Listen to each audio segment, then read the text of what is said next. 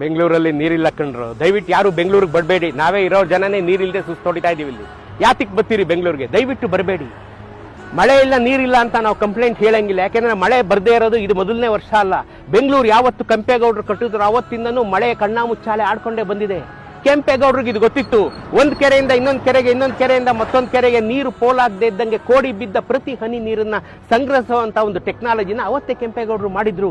ಧರ್ಮಾಬುದಿ ಕೆರೆ ತುಂಬಿದ್ರೆ ಸಿದ್ದಿಕಟ್ಟೆ ಕೆರೆಗೆ ಬರ್ತಿತ್ತು, ಸಿದ್ದಿಕಟ್ಟೆ ಕೆರೆ ತುಂಬಿ ಕಾರಂಜಿ ಕೆರೆಗೆ ಬರ್ತಿತ್ತು, ಕಾರಂಜಿ ಕೆರೆ ತುಂಬಿದ್ರೆ ಕೆಂಪಾಂಬುದಿ ಕೆರೆಗೆ ಹೋಗ್ತಿತ್ತು. ಹೀಗೆ ಪ್ರತಿ ಒಂದು ಕೆರೆಗಳನ್ನು ಕನೆಕ್ಟ್ ಮಾಡಿ ಉಳಿಸ್ಕೊಂಡು ಬೆಂಗಳೂರನ್ನ ಜೀವಂತವಾಗಿ ಇಟ್ಟಿದ್ರು ಕಂಡ್ರೆ ಕೆಂಪೇಗೌಡರು. ಇರೋ ಬರೋ ಕೆರೆ ಎಲ್ಲ ಮುಚ್ಚಾಕ್ಬಿಟ್ಟು ಇವತ್ತು ನೀರಿಲ್ಲ ಅಂದ್ರೆ ಎಲ್ಲಿಂದ ಬರುತ್ತೆ? ದಯವಿಟ್ಟು ಬೆಂಗಳೂರಿಗೆ ಬರಬೇಡಿ. ನಾವ್ಯಾರು ಇಲ್ಲಿ ಉಳಿಯೋಕೆ ಅರ್ಹತೆನೇ ಉಳಿಸ್ಕೊಂಡಿಲ್ಲ. ಇರೋ ಬರೋ ಕೆರೆನೆಲ್ಲ ಮುಚ್ಚಿ ನಾವು ಬೋರ್ವೆಲ್ಗಳನ್ನ, ಸಾವಿರಾರು ಅಡಿ ಬೋರ್ವೆಲ್ಗಳನ್ನ ತೆಗೆದ್ರೆ ಎಲ್ಲಿಂದ ನೀರು ಬರುತ್ತೆ? ಕೆರೆನ ಉಳಿಸ್ಕೊಂಡು ಗ್ರೌಂಡ್ ವಾಟರ್ ಲೆವೆಲ್ ಇನ್ಕ್ರೀಸ್ ಮಾಡಿಕೊಂಡು ಪ್ರತಿಯೊಂದು ಹನಿ ನೀರು ಪೋಲಾಗದಿದ್ದಂಗೆ ಮಾಡಿದಂಥ ಪುಣ್ಯಾತ್ಮ ಕೆಂಪೇಗೌಡರನ್ನೇ ಮರ್ತ್ಬಿಟ್ಟಿರೋಂಥ ನಾವು ಇವತ್ತು ಬೆಂಗಳೂರಲ್ಲಿ ನೀರಿಲ್ಲ ಅಂತ ಕಂಪ್ಲೇಂಟ್ ಹೇಳೋಕೆ ನಮ್ಗೆ ಯಾವ ಅರ್ಹತೆನೂ ಇಲ್ಲ.